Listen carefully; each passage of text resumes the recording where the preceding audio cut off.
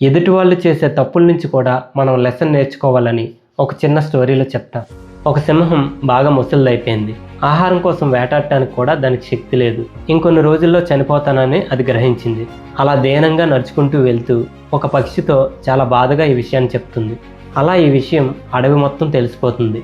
అడవిలో ఉన్న పక్షులు, జంతువులు సింహం పరిస్థితిని చూసి జాలిపడతాయి. కాబట్టి ఒక్కొక్కటిగా సింహాన్ని పరామర్శించడానికి వెళ్తాయి. ఆ సింహం బలహీనంగా ఉన్నప్పటికీ ముసలిదైనా సరే చాలా తెలివైనది. వచ్చిన ప్రతి జంతువుని కూడా దగ్గరికి రాగానే చంపుకుని తినేసేది.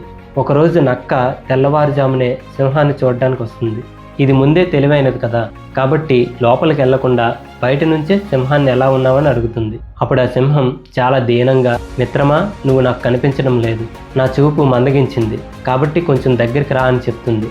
కానీ ఈ నక్క మాత్రం వచ్చిన జంతువులన్నింటివి కూడా అడుగుజాడల్ని చాలా జాగ్రత్తగా పరిశీలిస్తుంది. అవన్నీ కూడా లోపలికి వెళ్ళినట్టే కానీ బయటకు వచ్చినట్టు ఎక్కడ అడుగుజాడలు లేవు. దీంతో ఆ నక్కకి విషయం అర్థమైపోయింది, లోపలికి వెళ్ళటమే కానీ తిరిగి రాలేమని. అప్పుడు ఆ నక్క, క్షమించండి మృగరాజా, నా ఆరోగ్య పరిస్థితి ఏమీ బాగాలేదు, మళ్ళీ వచ్చినప్పుడు మిమ్మల్ని కలుస్తానని చెప్పి పారిపోతుంది. So moral of the story ఏంటంటే, మన చుట్టూ ఉండే మనుషులు చేసిన తప్పుల నుంచి కూడా గుణపాఠం నేర్చుకోగలిగినప్పుడే నువ్వు నిజంగా తెలివైన వాడు అవుతావు. నేను చెప్పింది నిజమే అని మీకు అనిపిస్తే ఒక లైక్ చేసి ఫాలో అయిపోండి.